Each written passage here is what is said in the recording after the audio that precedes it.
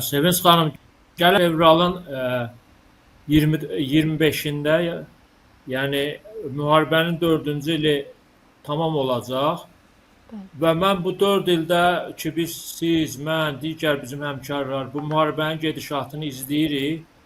Rusiyanın belə deyək də, xüsusi bir diplomatiyada, elə cəbhə xəttinin özündə də götürsə, böyük uğur qazandığını söyləmək mümkün deyil. Düzdür, müəyyən əraziləri işğal edib, amma Putin hədəfə bu deyil idi axı. Putin ümumiyyətlə ki, Ukraynanı parçalayıb yarıya qədər işğal etmək istəyirdi. Odessanın, Xarkovun adını çəkirdilər.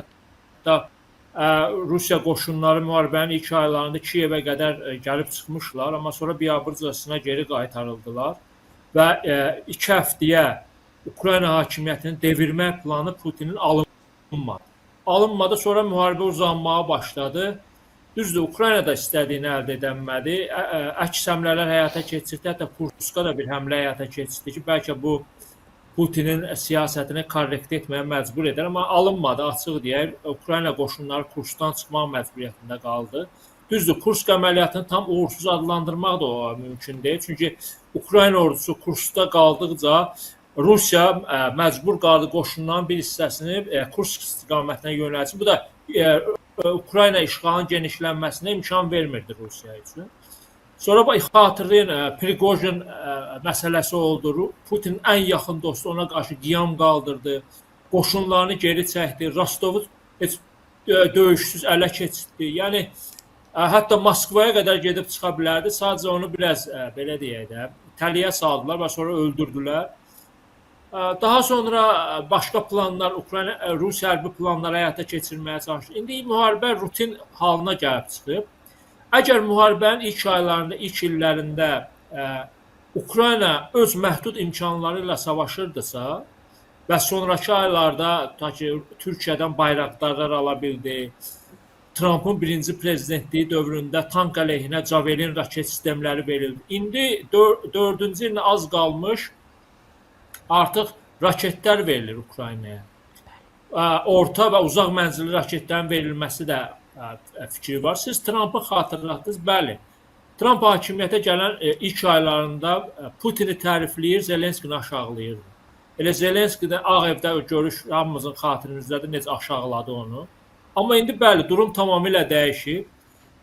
Yəni çünki Putin Trump'ı pis vəziyyətdə qoydu. Trump öz vədini yerinə yetirə bilmir. Əsas vədi. Baxın, Trump'ın son açıqlamasına diqqət edin. Deyir ki, 7 müharibəni dayandırır. Düzdür, bu 7 müharibə özdə biraz şişirdilmiş rəqəmdir. Necə dayandırıb orası maraqlı. Yaxşı, deyəlim ki, dayandırıb. Deyir, amma əsas vədimi yerinə yetirə bilməmişəm hələ. Yəni Rusiya-Ukrayna müharibəsini dayandırır və deyir ki, əslində ən asad bu olmalı idi. O birilər daha çətin olmalı. Amma deyir, daha çətinləri həll elədim. Daha asandı həll edə bilmirəm. Daha asandı ona görə həll edə bilmir ki, Putin ona imkan vermir.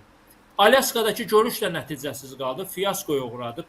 Trump'ın bu görüşə böyük ümidləri var idi, amma Putin gəldi Amerikaya, görüşdü, fikir mübadiləsi apardı, amma qayıdandan sonra işğal daha da genişlənməyə çalışıldı. Raket zərbələri artdı, Ukrayna şəhərlərinə daha çox raketlər ki, ölən mülki insanların sayı artdı və aydın məsələ ki, Trump'ın mövqeyində artıq dəyişiklik baş verməli idi və artıq Putinin ünvanına çox sərt tənqidi fikirlər söylədir və hətta belə sizin də söylədiyiniz Zelenskiyə deyir ki, möhkəm ol, irəliyə çıxın. Düzdür, Amerika birbaşa indi Ukraynaya hərbi texnika satmır, amma bunun da çox uğurlu bir formulunu tapıblar. Ticarətçidir Trump, hər yerdə bir gəlir axtarır. Avropa pulla o raketləri Amerikadan alır, verir Ukraynaya. Ya bu da normal bir formuldur. Yəni vacib deyil ki, birbaşa Amerika raketləri Ukraynaya versin. Çünki artıq belə də pulsuz vermir Trump. Məsələn, Biden'ı nəyə görə tənqid edirdi Trump?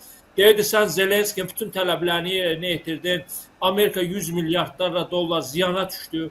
Bu deyir ki, yox, mən pulsuz heç nə verməyəcəm, pulla satacağım. Amma pulla da Avropa ondan alır, aldığını da verir Ukraynaya və Ukrayna beləcə Rusiyanın içərilərinə doğru zərbələr endirə bilir. Son zərbələrlə bağlı da, yəni bu Putin anlamır ki, o Ukraynaya zərbə əmri verəndə Ukrayna da Moskvaya zərbə əmri verəcək. Çünki dünən gecə Moskvaya da zərbələr dəyir.